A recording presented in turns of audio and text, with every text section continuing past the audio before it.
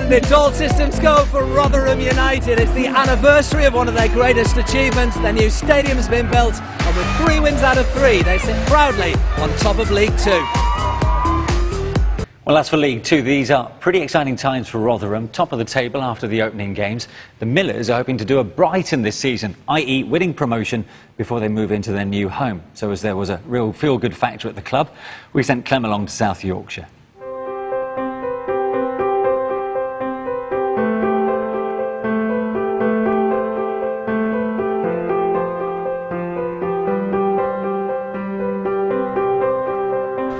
They say to enjoy the good times, you've got to endure the bad. Something Rotherham United know all about. It's been terrible.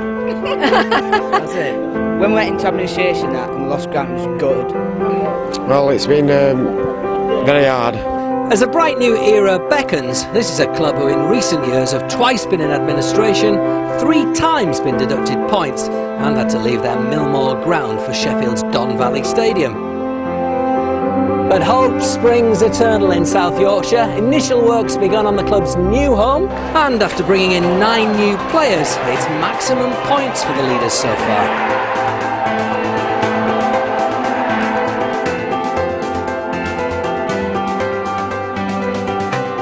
You're having to get to know your new colleagues, obviously, because there have been so many in and out. Yeah, well, it was like that last season where there's been a lot of new players come in, and obviously they've gelled really well, and we've got off to a great start. He's shut up now. Can he write his name, do you think? No, he's struggling, to be fair. Do you think so? He normally gets his missus to do it. I could see, mate. No worries. So this is Rotherham's planned £20 million, 12,000 capacity new stadium, scheduled to be ready in the nick of time with the 4 years the club were granted to play outside the town's boundaries up at the end of this season. I think it's been fantastic. I think that having gone into administration twice before I came on board, it wanted someone to get hold of it and develop it. And you know, I've brought in professional people that we're working close together.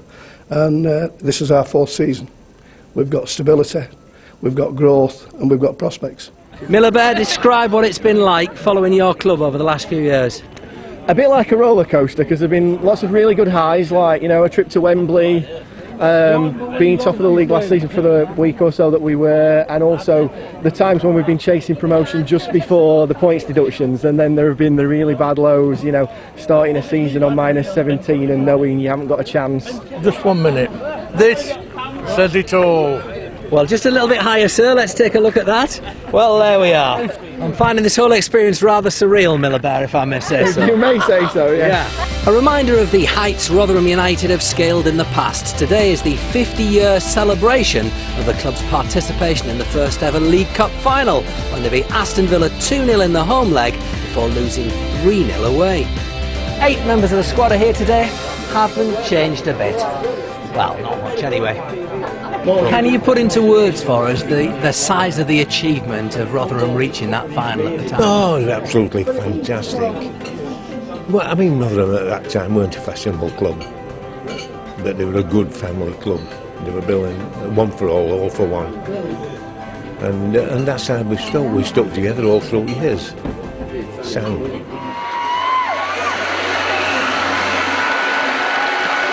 The Millers of 2011 stuttered through the opening half. Barnet apparently relishing an opportunity to upset the odds, in front on 35 minutes through Clovis Camjo.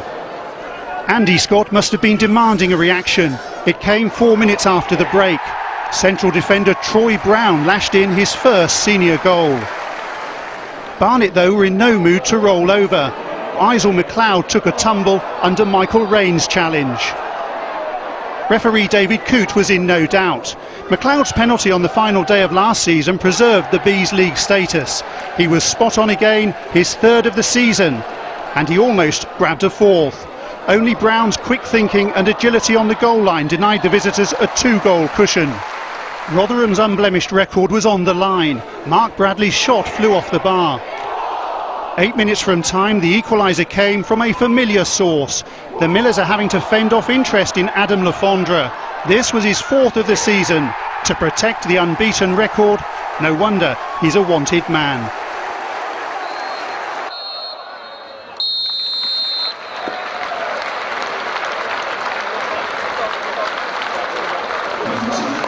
chairman says the bids have been derisory, but the fans are anxious. Will Alfie be here? Will Adam Lafondra be here in 10 days' time? Well, I hope so. You saw the quality of him today, you know, and you know he is a natural goal scorer. He's got 4 in 4, and you know, we've had a lot of interest, but you know, there's been some players that have left and gone to Championship clubs for £1 million recently who are nowhere near as good as Alfie. You know, as a manager, you want to keep your best players, and he's a goal scorer, and you need goal scorers.